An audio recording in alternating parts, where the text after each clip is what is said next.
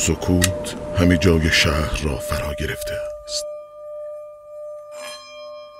مردم فلسطین بیخبر از آن که کسانی برای امروزشان خواب دیده‌اند به خواب رفته‌اند.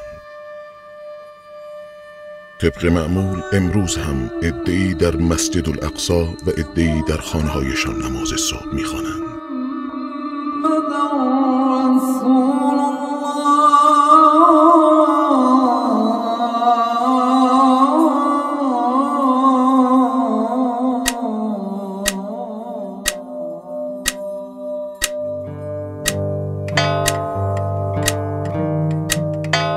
دقیقه مانده تا طلوع خورشید و به گمان فلسطینی ها امروز هم روزی است مثل همه روزها، اما امروز با همه روزها فرق دارد.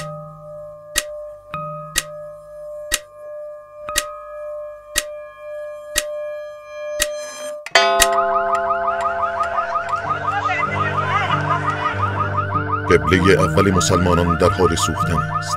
مردم برای خاموش کردن آتش در تلاشند.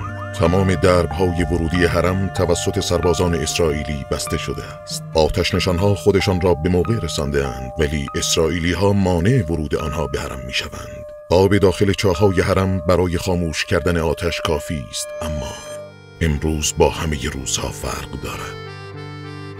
حتی تلمبه‌های مخصوص کشیدن آب از چاه‌های حرم از کار افتاده‌اند. محل معراج پیامبر اسلام در حال سوختن است، ولی اسرائیلی ها نه خودشان آتش را خاموش می کنند، نه می گذارند مسلمانان وارد مسجد شوند.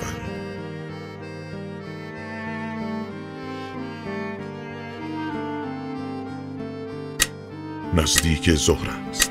سقف مسجد ویران شده و 1500 متر مربع از مساحت 4400 متری آن به طور کامل سوخته است. آتش نشانها میگویند آتش سوزی عمدی بوده. ذهن مردم را یک سوال درگیر کرده است: چه کسی و چرا؟ فردی استرالیایی مقیم اسرائیل با بنزین مسجد الاقصی را به آتش کشید. اسرائیل بعد از دستگیری وی میگوید عامل آتش سوزی فردی دیوانه بوده است. با همین توجیه مدت کوتاهی او را در یک آسایشگاه روانی زندانی می کند و آبها که از آسیاب افتاد دستور آزادیش را می دهد.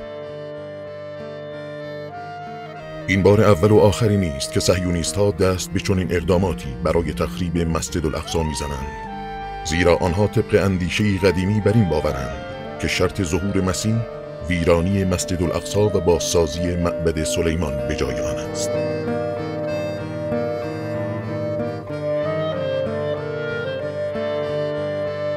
آنها با این باور بسیاری از مسیحیان را با خود همراه کردند و در تلاش برای تحقق بخشیدن بر رؤیاهای باطل اجداد خود می باشند. اما مقاومت مردم فلسطین در برابر صهیونیست‌ها تاکنون آنها را ناکام گذاشته و مسجد الاقصی تبدیل به نمادی از مقاومت مسلمانان در برابر صهیونیست‌ها شده است. تخریب مساجد ماجرایی است که آغاز آن به سال 1948 یعنی مهاجرت یهودیان به فلسطین باز می‌گردد. با آمدن یهودیان تخریب منازل و غصب زمین‌ها آغاز و در این بین مساجد هم در کنار خانه‌ها تخریب و به آتش کشیده می‌شوند.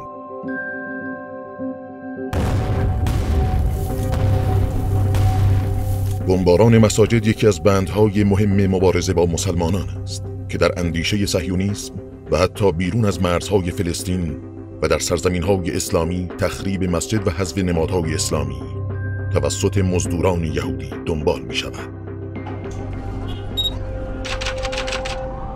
از آغاز انتفاضه اول تا پایان انتفاضه سوم که در ابتدای سال 2018 به جمعه‌های بازگشت در غزه ختم شد، 2000 مسجد در فلسطین تخریب شده است.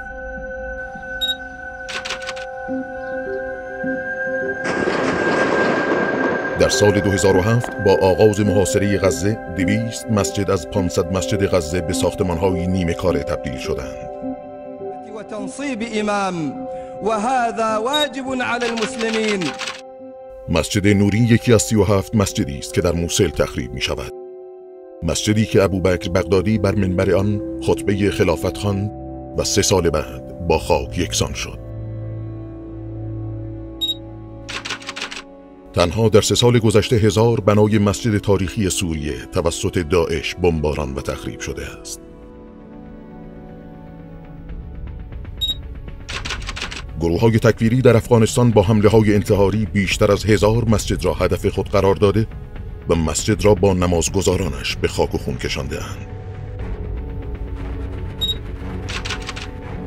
در کویت مسجد امام صادق علیه السلام هنگام نماز جمعه توسط یک عربستانی الاصل به نام فهد سلیمان عبدالمحسن القبا مورد حمله قرار می‌گیرد و صدها نفر از نمازگزاران آن جان خود را از دست می‌دهند.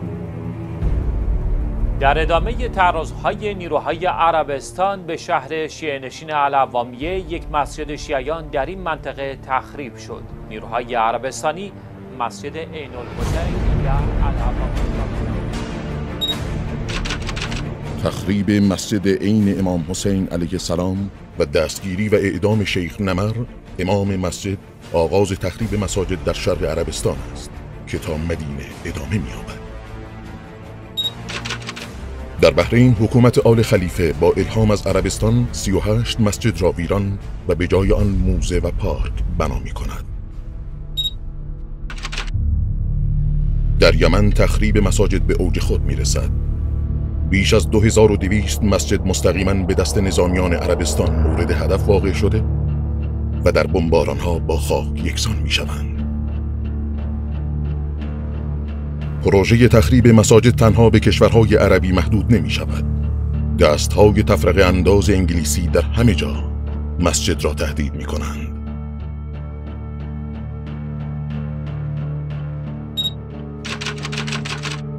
یک سند جعلی که اصالتش به انگلیسی‌های مقیم هند می‌رسد، مسجد بابری هند را معبد رام معرفی می‌کند و این ادعا باعث می‌شود هندوها و مسلمانان برای سالها به جان هم بیفتند.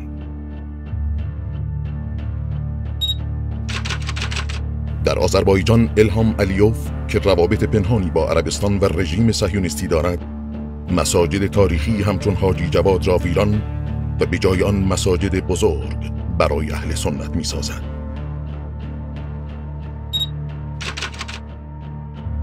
رشد مسلمانان در مناطق نفتخیز چین و ساخت هزاران مسجد نظام کمونیستی را به هراس می اندازد. قواعد سختگیرانه کمونیستی و دخالت عربستان باعث تخریب 3500 مسجد در چین می شود و صدها جوان چینی را جذب گروهک داعش می کند. گرچه هنوز هم مساجد در حال ویران شدن هستند، اما در مساجد نیمه کاره صفوف نماز دیده می شود و مردم هنوز مسجد را مأمن و پناهگاه خود می دانند.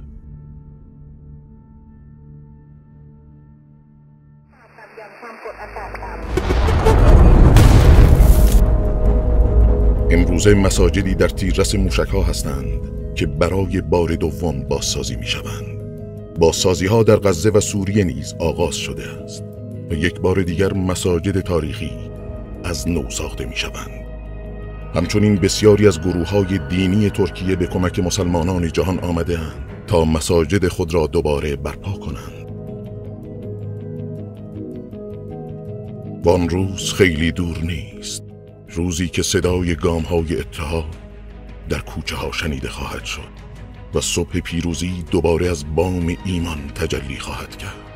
آن روز را نزدیک می‌بینیم، روزی که مسلمانان نقطه امن جهان خویش را باز خواهند یافت.